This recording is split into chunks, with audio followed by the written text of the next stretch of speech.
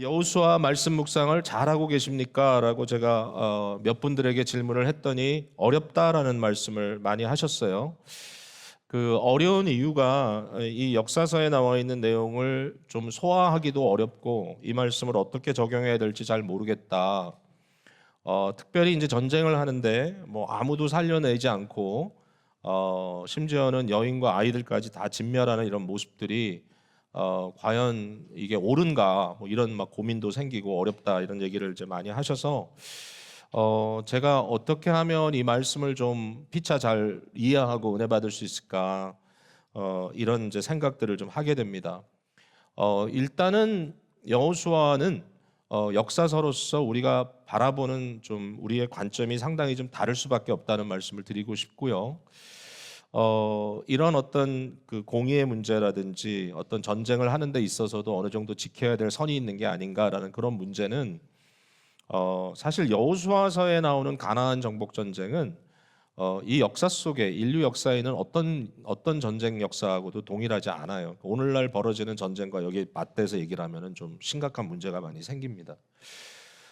이것은 이렇게 이해할 수 있을까요? 예, 인류 역사의 마지막에 오는 최후의 심판이 있습니다. 그때는 하나님께서 공의에 따라 이제 모든 것을 심판하실 텐데 어느 한 사람도 그 심판 앞에 피할 자가 없겠죠. 이와 같은 종말의 심판을 이 앞당기는 일종의 앞당기는 이제 종말이 앞으로 다가오는 그러한 일종의 현상으로서 하나님께서 이 구원 역사 속에 굉장히 중요한 하나의 샘플로 모습으로 보여주는 그런 내용이다라고 말씀드리고 싶고요. 이것은 심판의 전쟁이기 때문에 일반 전쟁의 의미는 전혀 좀 소통이 되지 않는다라는 말씀을 드리고 싶어요.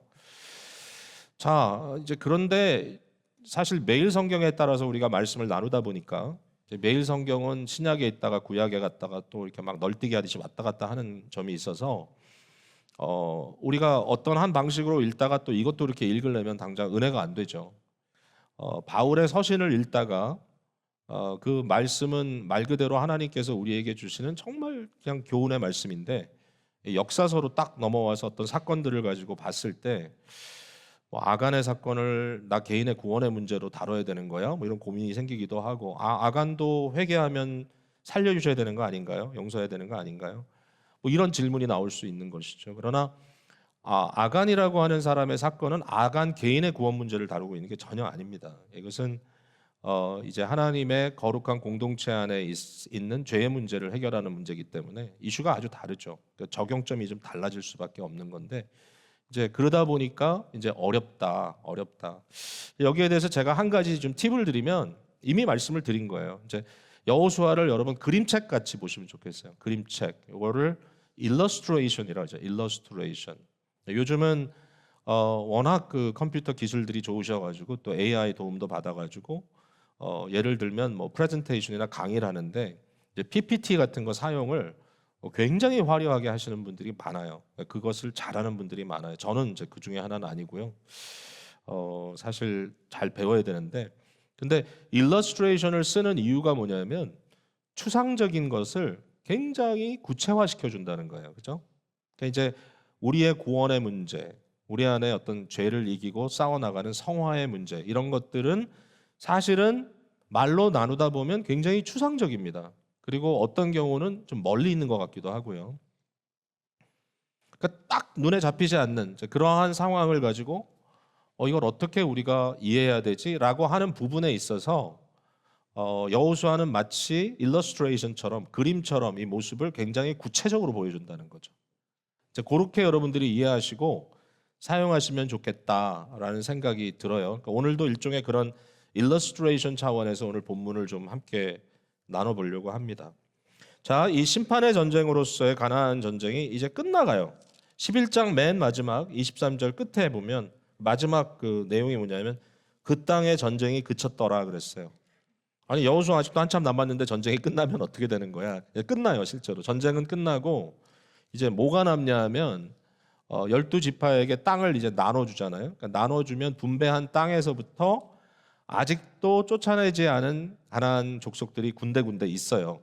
이제 그 사람들을 이제 쫓아내는 마지막 전투들은 남아 있어. 그러나 큰 의미에서의 전쟁은 이제 끝이 났다라는 얘기를 하고 있고 이제 그런 면에서 10장, 11장, 12장에 나와 있는 내용들이 우리가 이제 지난주에 묵상을 했지만 이러한 내용들이 어떤 구체적인 한 전쟁의 사건만을 말하는 게 아니라 이 가나안 정복 전쟁 전체를 일종의 서머리 해주는 좀 큰 그림에서 이러한 전쟁이었다라는 걸 보여주는 이제 그러한 내용으로 저희들이 읽으면 될 것 같아요. 제가 지난주에 이 말씀을 읽으면서 되게 흥미롭다 생각한 부분은 이거예요. 가나안 전쟁은 진멸의 전쟁이잖아요. 디스트럭션입니다. 완전히. 그러니까 가나안에 있던 모든 것들을 하나님께서 온전히 멸하시겠다. 그러니까 멸망시킴으로써 죄의 문제를 깨끗이 청산시키겠다라는 이제 그러한 의도를 계속 보여주시는데 여기에 반해서 남는 것들이 있어요. 남아지는 것들이. 진멸되지 않고 남는 것들. 그러니까 이 진멸되지 않고 남는 것들에 대해서는 어떻게 하란 말이냐. 자, 어떤 것들이 있냐면요. 이제 앞으로 가면서 더 보겠지만 이스라엘 백성들이 하나님께 온전히 순종하지 않고 저들이 게으르고 저들이 또 용기가 없어서 남아있는 가나안 백성들의 그 잔재들을 몰아내지 못하는 그런 경우들이 있습니다. 이 부분에 대해서는 이건 분명히 하나님의 명령에 불순종하는 것이고 옳지 않은 것이다라고 지적해주고 있어요. 이건 잘못한 거예요. 이런 입장에서 남겼다는 것은 좋은 의미가 아니에요. 나쁜 의미로 남긴 거예요. 근데 그것만 있는 게 아니에요. 어떤 경우가 또 있냐면은 여러분 여리고성에서 봤지만 라합이라는 분이 남겨졌어요. 라합과 라합의 가족들은 살았어요. 그들은 구원받았어요. 그와 비슷한 내용이 또 이후에 나왔죠. 누굽니까? 예, 기브온 사람들입니다. 기브온은 굉장히 큰 성읍인데 아주 통째로 살았어요, 이 사람들은. 그 성읍이 약간 기만했죠. 이스라엘 백성들을 기만해서 마치 멀리 있는 그러한 도성인 것처럼 이제 속였고 그 속이기 위해서 뭐 메마른 떡도 가져가고 옷이나 신발도 다 찢어진 그런 신발을 신고 가서 우리가 처음에 떠날 때는 이게 다 새 거였는데 거리가 너무 멀다 보니까 오다 보니까 다 이렇게 됐다. 이스라엘 백성들이 좀 책망받는 부분이 있죠. 하나님의 뜻을 물어보지 않고 그들이 눈으로 보니까 이거 너무 당연하구나. 이 사람들은 가나안 사람이 아니야. 멀리서 왔어. 그래가지고 화친하고 저들과 언약을 맺음으로써 이들은 살게 되는 그런 경우입니다. 비록 여기에 대해서 좀 질책하는 내용이 있지만 그럼에도 불구하고 저들이 살았다는 것에 대해서 일반적인 평가는 부정적이지 않습니다. 이분들에게 어떤 은혜가 임했구나라고 하는 것을 말할 수 있어요. 자, 어떻게 그걸 얘기할 수 있을까요? 자, 11장 오늘 읽은 본문 중에 19절 말씀을 한번 볼까요? 11장 19절. 기브온 주민 히위 족속 외에는 이스라엘 자손과 화친한 성읍이 하나도 없고 이스라엘 자손이 다 싸워서 다 점령하였으니 왜 다 점령했을까요? 그들의 마음이 완악하여 이스라엘을 대적하러 싸우러 나온 것은 그러면서 그 뒤에 뭐랬죠? 그들을 진멸하여 바치게 하여 은혜를 입지 못하게 하셨다. 그러니까 이제 이걸 거꾸로 적용해야 되겠죠. 기브온한테는 기브온은 은혜를 받았어요. 어떻게? 그들의 마음이 완악하여지지 않고 도리어 부드러워진 거죠. 그러니까 이제 이런 케이스에 대해서 인정하고 있다. 성경 인정하고 있다. 자, 그 다음에 또 어떤 케이스가 있냐면은 오늘 본문 또 이제 우리가 13절에 보았지만 하솔이라고 하는 가나안 북방지대에 이제 산들이 있고 그런데 거기에 하솔이라고 하는 성읍은 굉장히 대표적이고 큰 성읍이에요. 여기에 하솔의 이 성읍의 왕은 그 지역 전체를 사실은 다스리는 왕처럼 보여요. 그러니까 그 당시는 이 도시국가 개념이니까 한 성읍의 왕이 있고 그 성읍이 하나의 국가 같은 단위로 움직이는데 이제 옆에 있는 성읍들을 제압하기도 하고 또는 화친하기도 하고 이래가지고 나름대로의 복잡한 관계를 맺고 가는데 이 북방에 있는 성읍들은 이 하솔이라고 하는 성읍의 지배를 받고 있었어요. 근데 이 하솔에 대해서는 철저하게 진멸했습니다. 왕도 죽이고 사람도 죽이고 성읍을 완전히 불태우고 그러니까 사실은 완전히 플랫 시켜버린 거죠. 그러니까 더 이상 흔적이 남지 않을 정도로 완벽하게 디스트로이 해버려요. 거기에서 남아있는 뭐 가축도 없고 심지어는 뭐 포도나무나 또는 무화과나무 이런 것들도 완전히 다 태워버리고 전소시켜서 더 이상 거기에는 어떤 흔적도 남지 않도록 이렇게 진멸하게 했는데, 재미있는 건 뭐냐면은 그 외에 다른 성읍들, 산지에 있었던 성읍들은 불사르지 않고 그대로 뒀어요. 물론 사람들은 없앴어요. 그러나 성읍들을 그대로 두고 그들의 가축들, 그들의 물건들을 취했어요. 그리고 뿐만 아니라 그들이 심어놓은 이 포도나무나 이 무화과의 과일들을 이스라엘 백성들이 따먹을 수 있었습니다. 왜 그렇게 했는가? 왜 그렇게 했는가? 11장 13절 여호수아가 하솔만 불살랐고 산 위에 세운 성읍들은 이스라엘이 불사르지 아니하였다. 여기에 대해서 사실 이것은 하나님의 말씀의 그 성취로 이렇게 보고 있어요. 24장 13절에 과거에 모세에게 주었던 말씀입니다. 내가 또 너희로 수고하지 아니한 땅과 너희가 건설하지 아니한 성읍들을 너희에게 주었더니 너희가 그 가운데 거주하며 너희는 또 너희가 심지 아니한 포도원과 감람원의 열매를 먹는다 하셨느니라. 자, 설명을 다 드렸어요. 여기까지 이렇게 들으시면서 좀 지루하신가요?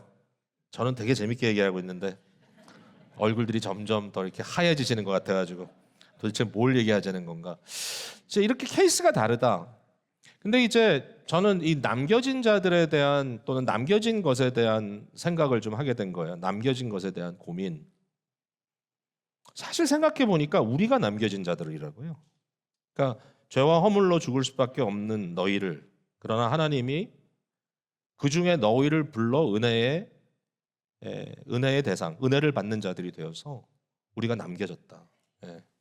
저와 여러분이 남겨진 자다. 그러니까 하나님의 진노를 피했다. 우리는 그리스도 예수께 모든 하나님의 진노가 쏟아지는 이 공의가 완성되면서 우리는 도리어 그리스도로 인하여 은혜를 덧입는 자들이 되었다. 그러니까 우리가 남겨진 자다. 이게 굉장히 좀 마음속에 들어오는데, 제가 남겨진 자로서 별로 생각을 안 하고 살았던 것 같아요. 물론 이제 사명감도 있고 뭐 전도도 해야 되고 다 이해는 하는데 얼마나 여기에 대해서 내가 임팩트를 받고 있었는가. 여러분 어떠신지 모르겠어요. 최근에 이메일 하나 받았습니다. 그 이메일에 사진이 하나 이제 왔는데요. 어떤 이 페라철치 사역을 하는 분인데 미국 분이에요. 자기 사역에 동참하고 있는 동역자 중에 이제 LA에 집이 있는데 그 사람 집 사진이다 그러면서 보여주는데 한 3층 정도 이렇게 삐쭉 서 있는 집인데 하얀색 집인데 주위에 모든 집들이 까맣게 타서 완전히 무너져 내려앉았는데 그 집 하나만 딱 서 있어. 그런 일이 있네요. 그러면서 이제 하는 말이 기적입니다. 이렇게 이제 써서 보냈어요. 물론 이제 내용은 그게 다는 아니에요. 뭐 어느 정도 책임감이 있는 사람이니까 그렇게만 할 수는 없지만, 만약에 제가 그 똑같은 상황에 있어요. 제가 저희 집만 하나 딱 아무런 피해가 없이 그대로 남아 있고 주위 집들은 새까맣게 다 재가 돼 버렸어요. 그러면 제가 거기 딱 서가지고 할렐루야 아멘 우리만 살았다 하나님은 우리를 사랑하신다 이렇게만 하긴 좀 어렵죠. 그 순간에. 기적입니다. 우리를 기도를 응답해 주셨습니다. 그것도 물론 감사가 있지만 그러나 거기에는 굉장히 무거운 책임감이 있죠. 마음속에. 남겨진 자가 쉽지가 않아요. 사실. 남겨졌다는 말은 그렇게 쉬운 말은 아닌 것 같아요. 근데 왜 우리를 남기셨을까? 제주 그 항공 비행기 사고에 179명인가가 사망했죠. 여러분 아시죠? 딱 2명 산 거. 승무원들입니다. 꼬리 부분에 우리 비행기 타보신 분들은 다 알지만 제일 뒤에 화장실 가다 보면 그 뒤에 이렇게 갤리가 있잖아요. 거기에 이제 캐비넷 같은 거 있고 마지막에 내릴 때 승무원들이 거기에 의자를 딱 플립해가지고 거기에 이제 벨트를 메고 앉아 있었겠죠. 그 비행기 사고 현장을 이렇게 사진 찍은 걸 보면은 꼬리 부분이 딱 잘려가지고 거기만 딱 이렇게 따로 있어요. 물에 타지 않고. 이분들은 인터뷰도 안 해요. 아유 살았는데 기분이 어떠십니까? 이런 거 안 해요. 겉으로 드러나지 않아요. 왜냐하면 너무 큰 트라우마예요. 사고에 대한 트라우마도 있지만 다 죽었다는 데 대한 트라우마가 큽니다. 나만 살았다. 이게 무슨 말일까? 이거를 이제 나쁘게 해석을 하면 모르겠어요. 이런 승무원 같은 경우에 일종의 죄책감 같은 게 있을 수도 있겠죠. 직원이니까. 그러나 그거와는 다른 또 어떤 깊은 무게감, 심각성이 거기 있겠죠. 여러분 타이타닉이라는 영화 보셨죠? 거의 끝장면 중에 하나가 구명보트에 탄 사람들이 물 위에 둥둥 떠 있는데 그 주위에는 얼어 죽은 시체들이 물에 이렇게 떠 있는 그런 모습. 그 사이로 구명보트가 지나가는. 이거 보통 이미지가 아닙니다. 근데 그런 것 같아요. 보면 딱 그런 이미지. 근데 도대체 왜 살았냐, 너희들은? 너 왜 살았냐? 어떻게 살았냐? 도대체 무슨 일이냐 이게? 그러니까 오늘 이 말씀을 저희가 그냥 단순히 할렐루야 아멘으로만 생각할 것만은 아니고요. 우리 안에 지금 어떤 심각한 일이 벌어지고 있는가? 이 벌어진 일에 대해서 우리는 어떻게 반응해야 될 것인가? 이런 고민들이 좀 따라가야 될 내용이 아닌가 생각을 해봤습니다. 남겨진 자들의 특징이 있더라고요. 그러니까 이건 뭐냐면 뭘 했다는 게 아니고 그렇게 됐어요. 이 사람들에게. 그렇게 됐어. 그러니까 이 사람들이 뭐를 노력하고 뭐를 열심을 냈기 때문에 일이 이루어진 게 아니라 이 사람들에겐 일이 벌어졌어요. 뭔가 저들을 초월하는 어떤 초자연적인 역사가 그들에게 있어요. 신기합니다. 이 일이 있고 이 일이 이런 영향으로 그들에게 옵니다. 자, 첫 번째는 뭐냐면 첫 번째는 제가 이것을 라합의 법칙이다 이렇게 좀 이름을 붙여봤어요. 라합의 법칙, 뭐 기브온도 여기 이제 포함이 되는데 이 라합의 법칙은 뭐냐면은 라합처럼 살게 된 사람의 그 내용을 들여다보니까 이 사람들의 마음에 심각한 변화가 일어났어요. 마음이 녹아내렸다 그랬습니다. 자, 라합은 하나님의 구원 역사에 대해서 들었고 그것을 들었을 때 그들의 마음이 녹았어요. 과거에 자기가 어디에 속했다라는 생각들이 다 해소되고 이제는 이스라엘의 하나님을 믿어야 되겠구나라고 하는 이 정말 새로운 자각이 그 안에서 일어나기 시작했다는 겁니다. 우리가 이미 본 내용이지만 2장 11절에 우리가 듣자, 우리가 하나님의 하신 그 행위에 대해서 하나님이 하신 일에 대해서 듣자 곧 마음이 녹았고 그 일로 말미암아 사람이 정신을 잃었다. 내 마음이 녹아내리고 내가 정말 정신이 막 빙빙 돌 정도로 내가 도대체 내가 살던 방식대로 내가 지금 서 있는 방법대로 내가 지금 생각하던 어떤 사고대로 할 수 없는 머리가 핑핑 돌아가는 완전히 힘든 정신이 상실되는 것 같은 그러한 일종의 심리적 깊은 고민에 빠지게 됐다라는 얘기죠. 그리고 이렇게 고백합니다. 너희의 하나님 여호와는 위로는 하늘에서도 하나님이고 아래로는 땅에서도 하나님이다. 이 고백을 하는 거예요. 와, 도대체 어떻게 이런 일이 일어났을까, 여러분? 무슨 일이 지금 벌어지고 있는가? 여기에 대해서 이걸 조금 분석을 해보면 이런 거죠. 여러분, 그 당시에 여리고 성보다 더 단단한 성은 없습니다. 제가 말씀드렸지만 더블로 성을 쌓아놨던 성은 없어요. 고대사회. 응? 밑은 뭐 흙을 쌓지만 위에는 벽돌을 견고하게 구워서 쌓아놓은 밑은 돌과 위는 벽돌로 쌓아놓은 이런 견고한 성읍, 그것도 이 견고한 성읍의 벽과 벽 사이에 살았던 라합의 입장에 있어서는 그토록 단단하게 느껴졌던 여리고를 신뢰할 수밖에 없었겠죠. 그가 비록 뭐 사회에 유력한 사람은 아니었지만 그래도 내가 여기 있으면 안전하다. 내가 이렇게 살면 살 수 있다라고 생각했는데 갑자기 그의 마음속에 자기가 믿고 살았던 여리고를 더 이상 신뢰할 수 없다라고 하는 생각이 들어온 거예요. 내가 더 이상 이것을 신뢰할 수가 없다. 내가 의지했던 것, 내가 너무나 믿었던 그것에 대한 깊은 회의감이 찾아오기 시작하는 겁니다. 자, 여러분 그런 일이 있나요? 우리에게? 있죠. 내가 너무 믿었는데 회의감이 찾아옵니다. 내가 이 직장 하나면 내가 평생 갈 수 있을 것 같은데 갑자기 해고가 됩니다. 나의 삶에 건강의 문제만은 내가 자신이 있었는데 어느 날 갑자기 희귀한 병에 걸려서 내가 고칠 수 있는지 없는지조차도 파악 안 되는 그런 상황이 닥쳐오기도 하고요. 결혼 생활을 잘하고 있다고 생각했는데 어느 날 갑자기 아내가 찾아와서 나 이제 더 이상 당신하고 못 살겠어 라고 얘기하면 멘붕이 오죠. 저는 안 당해봐서 모르겠는데 어쨌든 비슷한 일은 있었어요. 근데 어쨌든 어느 순간에 내가 생각하는 것만큼 내 인생이 시큐어하지 않구나. 뭐 아이들한테도 그런 얘기 들으니까요. 아버지 당신은 나의 아버지라고 자부하는지 모르겠지만 나의 자라온 기억 속에 당신은 없습니다. You're too busy. 그 얘기를 듣는 순간에 확 무너지더라고요. 정말. 답을 못 하겠더라고. 그러니까 뭔가 내가 가지고 있었던 무엇, 내가 이것을 지키고 있으면 그래도 존경받고 살 수 있겠구나. 내가 이것만 있으면 괜찮겠구나. 근데 이제 보니까 이런 것들이 무너지는 순간을 내가 어떻게 감당하느냐가 되게 중요한 것 같아요. 그 사람의 모든 게 나오는 것 같아요. 인격도 나오고 다 나와. 근데 이제 중요한 건 뭐냐면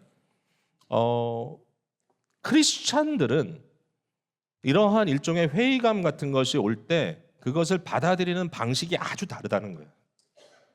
절망이 아니라 노가짐입니다. 노가짐. 나의 신뢰의 대상이 바뀌는 거죠.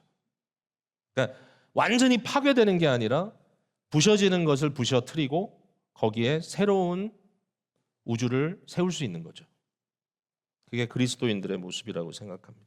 우리의 삶에 위기가 닥칠 때 그 크라이시스, 그 위기가 닥칠 때 그 위기에 대해서 우리가 어떻게 반응하고 있느냐. 이게 내가 뭘 한다 안 한다를 얘기하려는 게 아니에요 지금. 그러니까 이거는 하나님께서 하시면 하신다 내 안에. 저는 마치 뭐와 같은가 하면은 내가 이 아내를 이 여인을 열심히 사랑하면 이 여인이 내 아내가 될 거야. 이제 이런 생각이 아니고요. 그건 뭐 콜칩할 땐 그럴 수 있겠지만 나는 이미 결혼을 했기 때문에 이 아내를 사랑해야 된다. 약간 그런 개념이에요. Already 이미 하나님께서 우리 안에 마음을 녹이시는 역사와 나의 신뢰, 다른 신뢰를 무너뜨리는 역사를 해 주셨기 때문에 내가 이 자리까지 와 있구나. 내가 여기까지 와 있구나. 자, 또 다른 케이스가 기브온인데요. 기브온도 똑같이 고백을 해요. 이제 9장에 나오잖아요. 근데 그들이 말하는 게 우리가 하나님의 소문과 그가 애굽에서 행하신 모든 일을 들었다. 요단 동편에서 아모리 사람들에게 행하신 모든 일을 우리가 들었다. 그리고 그들의 마음이 두렵고 녹아지기 시작했다는 것이죠. 저는 이제 기브온이 좀 허접한 곳인 줄 알았어요. 근데 아니에요. 고맙게도 여호수아 10장 2절 말씀이 있어요. 자, 가나안의 여러 그 왕들이 기브온이 이스라엘과 화친했다는 말을 듣고 굉장히 두려워하기 시작합니다. 10장 2절에 크게 두려워하였으니 이는 기브온은 왕도와 같은 큰 성임이요. 이 왕도와 같다는 말은 이제 왕이 거하는 로열 시티라는 거죠. 아이보다 크고, 그러니까 아이는 작다 그랬잖아. 아이보다 훨씬 크고. 그 다음에 중요한 게 그 사람들은 다 강함이라 그랬어요. 여기 그 사람들은 다 강함이라를 영어 성경에 어떻게 번역했냐면은 their men were warriors. 그 성의 남자들은 다 전투 병력들이었다. 근데 이 사람들의 스스로 신뢰하는 마음에 금이 가기 시작하는 거야. 그리고 은혜를 구하죠. 언약을 구하죠. 화친을 구하죠. 말 그대로 저들은 은혜를 입었어요. 저들의 마음이 완악해지지 아니하고 도리어 부드러워졌다. 이게 은혜 받은 자들의 특징입니다. 그러니까 은혜를 받지 못한 사람의 특징은 뭐냐면요, 마음이 완악하다는 거예요. 로마서 9장에 나와 있는 대로 이제 대표적인 인물을 애굽의 이집트의 바로 왕 10가지 재앙이 쏟아지고 이스라엘 백성들을 구하시는 하나님의 역사가 눈앞에 분명히 드러나는데도 불구하고 마지막까지 계속해서 그의 마음을 더 완악하게 하다가 나중에는 홍해를 가르고 가고 있는 이스라엘 백성들을 다시 돌려오겠다고 지금 갈라져 있는 홍해 속으로 뛰어들었다가 망하는, 결국은 그를 이처럼 망하게 파괴하게 하는 그 자리에 내버려 두심으로써 하나님의 영광이 드러나는 이런 역사가 있다는 것이죠. 이렇게 마음이 굳어지는 것은 절대로 담대함이 아닙니다. 이건 그냥 무감각입니다. 무감각. 돌처럼 굳어진 마음. 에스겔 선지자가 말하는 것처럼 변할 수 있는 유일한 방법은 돌 같은 마음, 너희 안에 있는 돌 같은 마음을 내가 끄집어내고 너희 안에 어린아이의 살같이 부드러운 마음을 주겠다. 그러니까 이러한 역사가 일어나야, 이런 역사가 일어나야 우리가 은혜를 받는다는 것이죠. 은혜를 받았다는 것이죠. 구원받은 자가 되었다는 것입니다. 저는 이제 그리스도인이 된다는 것에 대해서 절대로 우리가 오해하지 않았으면 좋겠어요. 아마 이 자리에 그런 분 안 계시겠지만 신앙이라는 것에 대해서 뭔가 이렇게 오해가 있어서 이렇게 얘기할 수 있죠. 나는 비교적 잘 살았어. 나는 비교적 큰 어려움 없이 평생을 살았고 부모님의 사랑을 받고 잘 자라다가 나는 뭐 크게 나쁜 일 하지 않고 사실은 지금도 나는 어떻게 해서든지 사람들에게 좀 선한 일을 하려고 하고 모든 사람과 화목하려고 하고 나는 비교적 손가락질 당하는 그런 나는 인생을 살지 않았어. 하나님께서 내게 필요한 물질도 적당히 주셔서 잘 살고 있고 우리 자녀들도 좋은 대학 가서 잘 살고 있어. 할렐루야 아멘. 그게 이제 신앙이라면 사실 이제 거기에 문제는 뭐냐면 그건 기독교는 아니라는 겁니다. 기독교의 복음은. 그럼 내게 뭐 그런 편안한 삶을 주셨다는 게 문제인가? 아니요. 그 자체가 문제이진 않지만요. 이제 그것을 감사함으로 받기 위해서 그 이면에 우리 속에 있어야 할 작용은 뭐냐면 내가 그것을 받을 만한 자가 아니라고 하는 자각이에요. 나는 멸망받아 합당한 자다. 그 위기감. 내가 믿고 의지하던 모든 것들. 난 팔자가 좋아서 나는 행운하기 때문에 아니죠. 그러니까 그것을 깨닫고 그러므로 하나님 앞에 나는 나를 의지할 수 없습니다라고 고백할 때 여러분 지난 금요일도 입교식이 있었잖아요. 입교식 할 때 뭐라고 질문합니까? 당신은 죄인이며 자기의 힘으로 자기를 구원할 수 없는 자이며 거룩한 하나님 앞에 설 수 없는 자임을 인정하십니까? 네. 오직 주 예수 그리스도의 대속의 은혜를 힘입음으로써 유일하게 당신에게 구원이 임한다는 것을 믿습니까? 네. 그게 없으면 안 되죠. 근데 솔직히 저는 가끔 그런 사람들 만나요.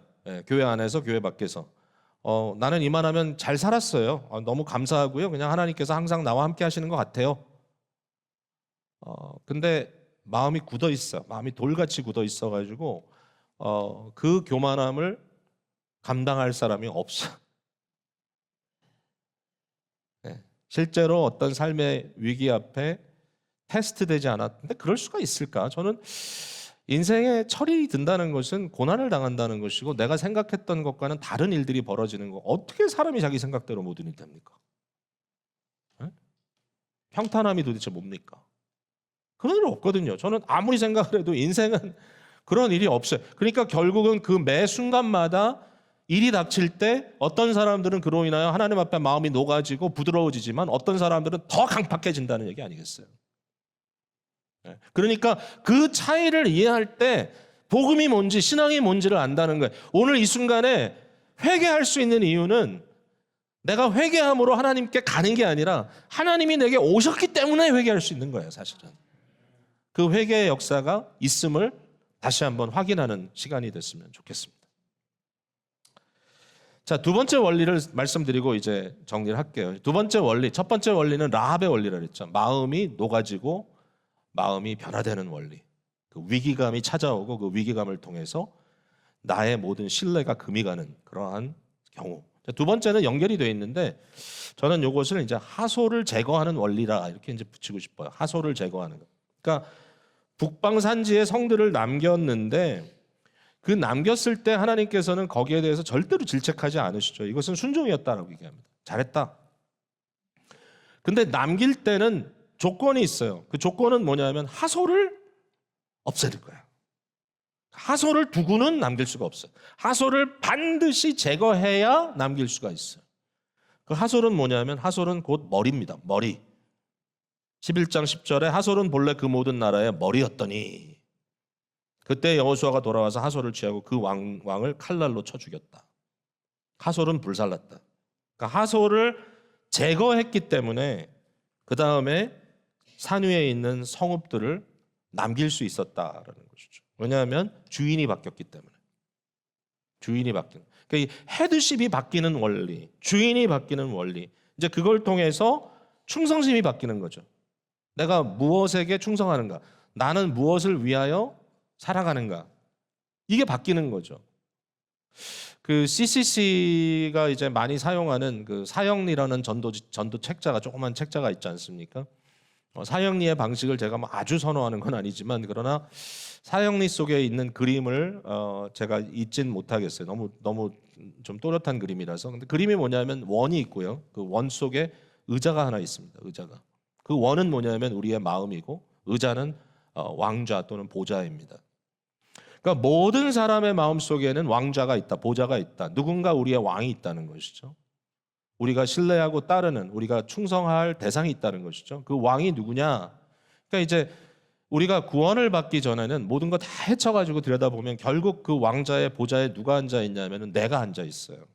나가 앉아 있어. 근데 그리스도 예수가 복음으로 나를 점령하실 때, 내가 예수를 영접할 때, 그건 이제 은혜죠. 은혜로 주님이 내 구주됨을 인정하게 될 때 어떤 일이 벌어지냐면은 나는 그 의자에서 내려와서 여전히 내 마음속에 있지만 그 왕자를 바라보는 위치에 있고 그 왕자에는 십자가 그리스도가 앉아 계시네요. 그러니까 이 로열티가 바뀌는, 그러니까 왕자에 앉아 계시는 분이 바뀌는, 그거죠. 근데 여기에 대해서 이제 우리가 질문해야 돼요. 당신의 왕자에는 누가 앉아 있습니까? 그러면 너무 쉽게 답하지 마세요. 그러나 합법적으로, 원칙적으로, 원리적으로는 예수님이 앉아 계십니다. 왜? 우리는 구원받은 자들이니까요. 뭘로? 은혜로. 깨달았으니까요. 예수님이 내 마음의 구원자시고 그가 왕으로. 그러니까 이걸 이제 바울 사도가 심지어는 아주 건전하지 않은 삶을 살고 있었던 고린도 교인에게 얘기하죠. 너희는 성령이 거하시는 거룩한 전인 것을 알지 못하느냐. 너희 몸이 지금 막 말 그대로 정말 엉망으로 살고 있는데 저들에게 구원이 임했다라는 사실을 부인하지 않고 바울이 하는 말이 너는 성령의 전이야. 다시 말해 성령의 전이라는 건 뭐냐면 전은 이 템플은 하나님의 궁궐이잖아요. 그 궁궐의 중심은 지성소고 지성소에 하나님 보좌가 있는데 그 보좌에 하나님의 영이신 성령 그리스도의 영이 너의 마음에 찾아와 거기 계신다. 그걸 알지 못하느냐. 모르니까 자꾸 딴짓하죠. 우리의 마음의 주인은 그리스도다. 그러면 내가 어떻게 살아야 될지 고민이 있죠. 그러니까 지금 우리가 의식적으로 생각할 필요는 있어요. 내가 과연 어떤 주인을 모시고 있느냐. 자, 다 기독교라고 해서 기독교가 아닌 것 같아요. 죄송하게도. 그러니까 이제 우리가 소위 말하는 이제 한국 교회에 굉장히 오랫동안 이제 뿌리를 내리고 있는 사상이 이제 기복 사상입니다. 기복 사상. 번영 신학이고요. 그래서 예수를 믿으면 잘 산다. 부자 되고 건강하고 성공하고. 그러니까 여기에 대한 개념이 사실 강하단 말이죠. 그러니까 이 가난한 제3세계 같은 곳에 가서 복음을 전할 때 사실 이 매력을 우리가 무시할 수는 없어요. 그러니까 참 그게 문제예요, 사실은. 어떤 신앙의 본질. 그러니까 이제 사실은 어떤 나라의 경우는 이제 복음이 들어가서도 복음이 핍박받는 것으로 들어가서 그 핍박 속에 복음이 싹 트는 것은 저는 은혜라고 생각해요. 사실 그걸 보면 그러니까 복음이 들어가서 예를 들면 식민지화 힘 있는 국가가 들어가서 내가 너한테 먹을 것도 주고 마실 것도 주고 너가 잘해줄게. 내가 이것도 시켜줘 이것도 시켜. 근데 예수 믿어야 돼. 이런 식으로 해가지고 그 사람이 예수를 믿고 잘 먹고 잘 산다면 복음을 충분히 오해할 수 있죠. 이제 중국 같은 나라에서 참 미스테리가 뭐냐면은 거긴 핍박이 있을 때 교회가 자라요. 핍박이 없으면 교회가 변질되고. 참 신기해. 예. 그러니까 이제 이러한 일들이 벌어지고 있는 상황 속에서 이 기복 신학이 가지고 있는 문제가 뭐냐면 결국 이거잖아요. 여러분 돈과 하나님은 항상 있습니다. 예. 만약에 제가 여러분 돈이 없어서 살 수 있어요? 그러면 이제 혹시 여러분 중에 용감한 분이 네 난 돈이 한 푼도 없어도 하나님만 믿고 살 수 있습니다. 근데 제가 죄송하지만 거짓말이라고 말씀드리고 싶어요. 예. 돈은 필요합니다. 우리 교회를 운영할 때도 돈은 필요합니다. 예. 좋은 일을 하기 위해서, 선교를 하기 위해서도 돈은 필요합니다. 여러분의 집, 돈은 필요합니다. 근데 이제 돈이 있어요, 여기. 그리고 하나님도 계세요. 하나님은 항상 계십니다. 뭐 여러분 필요하든 안 하든 하나님을 어떻게 할 수는 없어. 하나님 계시거든. 돈도 있고 하나님도 있어. 이 두 가지를 대조한다는 게 사실 격이 안 맞잖아요. 어떻게 하나님과 돈을 대조해? 근데 예수님이 이걸 하셨어요. 너희가 만약에 만몬은 이제 돈을 인격화한 거죠. 돈을 하나의 의인화 시켜가지고 만몬이라는 신을 이제 얘기한 거예요. 이 돈의 신. 너희가 돈과 하나님을 두 주인을 겸하여 섬길 수 없다 그랬죠. 예수님이. 그 말은 뭐냐면 이 둘 중에 하나가 없어지는 게 아니라 둘 다 있어. 근데 이 두 개 중에 과연 뭐가 무엇을 섬기느냐라는 것이 중요해지는 것이죠. 자, 기복신앙이라는 건 뭐냐면은 돈이 목적이고 하나님이 수단이 되는 거예요. 그죠? 내가 하나님을 믿었더니 부자가 됐어. 내가 원하는 건 부자 되는 거예요. 하나님은 나의 도구야. 이해되셨죠? 이렇게 쉬운 거 이해 못하면 안 돼요. 기복신앙의 문제는 뭐냐면 이건 기독교가 아니구나. 이건 뭐죠? 만모니즘입니다. 이건 놓치면 안 돼. 아무리 문의가 어떻다 할지라도, 표지가 어떻다 할지라도 그걸 다 기독교라고 불러주는 순간에 우리는 굉장히 많은 오해에 빠지게 돼요. 통계는 잘못된 게 너무 많아요. 뭐 몰몬이고 뭐고 다 통계는 기독교로 나오니까. 네. 교회가 뭐 막 수만 명이 모이고 그래도 만약에 그 모든 모이는 그 수만 명의 수에 우린 구원받았습니다 할렐루야 하면 하는지 몰라도 거기에 만모니즘이 종교가 돼 있다면 고민이 되는 거죠. 그게. 성공주의, 번영주의, 교회 자체도 교회의 성공주의. 그게 곧 이게 하나님의 영광이다. 이게 요런 개념들이 이제 심각하게 도전이 돼야 되는 거고요. 우리가 솔직해야 되잖아요. 정말 솔직해야 돼요. 이 시대는요. 권력도 솔직해야 되고 권력 앞에서 솔직해야 되고 솔직하지 못하고 자꾸 딴 얘기를 하면서 위선적으로 하니까 막 사회가 엉망이 되잖아요. 막 기독교도 이상해지고. 도대체 뭐예요 이게? 그러니까 이제 이런 문제가 있잖아요. 근데 이제 이게 뒤바뀌는 거죠. 다시 말해서 돈은 있어요. 그러나 그 돈을 하나님을 복종하는 그런 입장에서 쓸 수 있느냐? 자, 한 젊은 갑부가 예수님께 왔어요. 그리고 이렇게 얘기를 합니다. 예수님, 당신 굉장히 매력적입니다. 내가 당신 앞에 왔는데 당신은 정말 그냥 사람이 아닌 것 같아요. 당신은 하나님의 아들인 것 같아요. 당신은 선하신 분이에요. 하나님밖에 선한 분이 없는데 정말 당신은 선한 것 같아요. 제가 어떻게 해야 영생을 얻을 수 있겠습니까? 이 말은 뭐냐면 하나님의 나라를 기대하는 사람들이기 때문에 내가 어떻게 하면 하나님의 나라가 임할 때 거기에 내가 있을 수 있겠습니까? 내가 어떻게 하나님의 나라의 시민이 될 수 있겠습니까? 라고 근본적인 질문을 하는 거예요. 여기에 대해서 예수님이 답을 하셨어요. 네가 계명을 알지 않느냐? 계명에 뭐라고 써 있냐? 내 앞에 다른 신을 내게 두지 말라. 탐하지 말라. 십계명을 쭉 읊으면서 이 청년이 하는 말이 제가 어렸을 때부터 다 지켰습니다. 어렸을 때 다 지켰대요. 그러면 그때 예수님께서 잘했다. 너는 뭐 됐으니까 그냥 가라. 그러질 않고 정말 전곡을 찔렀단 말입니다. 뭐라 그랬죠? 그래, 한 가지 부족한 게 있다. 그러면 이거다. 네가 부자니까 네가 가진 많은 돈 다 좀 가난한 자들에게 나눠주고 그 주님께서 거기서 끝나지 않았죠. 너는 나를 따르라 그랬단 말이죠. 자, 이걸 이제 여러분 벌써 지금 눈빛이 흐트러지기 시작했어요. 나하고 못할 것 같은데. 근데 여러분 제가 이 말씀 드릴게요. 만약에 저 같은 사람이 우리 권사님한테 가가지고 당신 돈 다 내놔. 그리고 나를 따라와. 그러면 신앙이 아닙니다. 그거는. 왜냐하면 저는 그렇게 되면 이단 교주가 됩니다. 그러니까 이 본문의 키는 예수님이었다는 거예요. 도대체 미쳤습니까? 세리나 마태나 이런 사람들이 왜 자기 잘 나가는 커리어를 집어던지고 예수님을 쫓아 거지가 됐는지. 그러니까 이걸 중요하게 봐야 돼요. 그들의 마음 중심에 확신이 있었죠. 누구죠? 뭐죠? 예수님은 하나님의 아들이구나. 그러니까 그때 돈이냐 예수냐라는 질문을 했을 때는 예수를 선택해야 되는 거예요. 이해하셨죠? 이 상황이 뭔지. 그러면은 오늘날 우리 주님께서 우리에게는 뭐라고 얘기를 하시느냐? 자, 너희들 다 버리고 나를 쫓아와. 그게 뭐죠? 어떻게 사는 거죠? 라고 질문을 하자면 너무 리저너블하게 말씀하신다니까요. 이걸 가지고 신앙의 문제를 삼으면 이상한 거예요. 자, 보세요. 디모데전서 6장 17절에 목회자에게 얘기해. 목회자에게 너희들 중에 좀 돈 있는 사람 있어? 재력 있는 사람 있어? 이렇게 얘기를 하라는 거예요. 네가 이 세대에서 부한 자들, 우리는 다 내 세에서는 다 부한 자들이 될 거예요. 근데 이 세대, 현 세대에서 돈 많은 사람들에게 명하여, 근데 이게 오늘 이 얘기를 하면 누구도 이 자리에서 나는 부하다고 얘기하는 사람 없을 거예요. 기준이 달라졌기 때문에. 근데 사실은 우린 다 넉넉해요, 대다수. 여기 보니까 내가 이 세대에서 부한 자를 명하여 마음을 높이지 말고 돈 때문에 교만하지 마라. 정함이 없는 재물에 소망을 두지 마라. 돈은 필요한 것 맞아. 그러나 그것이 너의 신이 돼서는 안 돼. 그 다음에 뭐라 그랬습니까?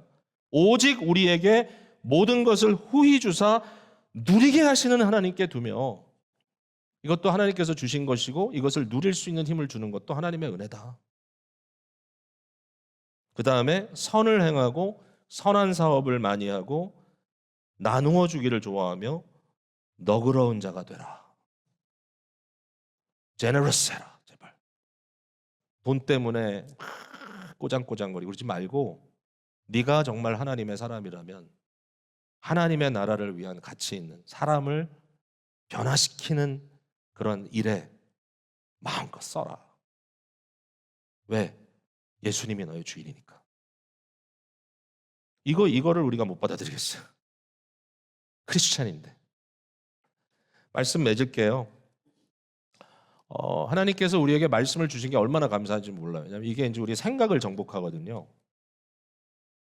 이제 이런 격언이 있죠. 생각을 중요시할 수밖에 없어요. 생각은 마치 머리 같대요. 머리죠. 머리 생각. 이 생각을 중요시할 때 어떤 이제 그 의미가 있냐면 생각으로부터 우리의 말이 나옵니다. 말이 중요한 것은 말로부터 우리의 행동이 따라옵니다. 말은 행동을 만든다. 그 다음에 행동이 반복되면 우리의 습관을 만든다. 습관이 반복되면 이것은 우리의 인격을 만들고 인격이 결국은 우리의 삶의 방향을 결정한다는 거죠. 그러니까 우리 안에 이미 이루신 구원의 역사를 우리가 볼 때 하나님의 은혜로 말미암아 그의 말씀이 우리의 생각을 정복하고 우리가 입으로 그리스도를 시인하고 우리의 행동이 그리스도를 닮아가고 우리의 삶에 연관한 습관들이 생겨나고 우리의 인격이 인내와 소망을 통하여 빚어지고 고난 속에도 결국은 우리의 데스티니가 하나님의 백성으로서의 감사와 기쁨을 누리는 것이 된다면 이것보다 더 큰 행복이 어디 있겠는가. 그걸 우리가 받았다는 거예요. 그러니까 이제는 어떻게 하느냐. 이미 이 은혜를 받은 우리는 더 이상 죄의 종이 아닙니다. 우리는 더 이상 사망의 종도 아닙니다. 그런 것들이 우리의 죽을 육체를 여전히 영향 주고 있지만 그러나 바울 사도가 우리에게 그토록 간곡하게 깨닫게 해주신 것은 뭐냐면 더 이상 너는 그의 종이 아니다. 우리는 오직 생명의 성령의 법 아래 있다. 법이라는 말은 권위자라는 뜻이죠. 생명의 성령이 우리를 다스리신다. 그러므로 이제 너희는 걸맞게 살아라. 더 이상 너희의 지체를 너희의 육체를 죄에게 주지 말고 오직 성령님께 드려라. 그러면서 하는 말이 이 12장의 1절에 등장하는 말이죠.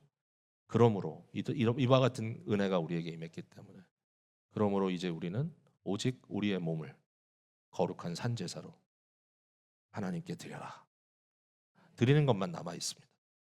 남은 자로서의 무게감, 남은 자로서의 그 중함, 남은 자의 삶의 그 심각함, 이런 것들이 저와 여러분의 삶 속에 깊숙이 또 자리 잡고 변화를 이끌어가는 귀한 한 주가 되시기를 주님의 이름으로 축복을 드립니다.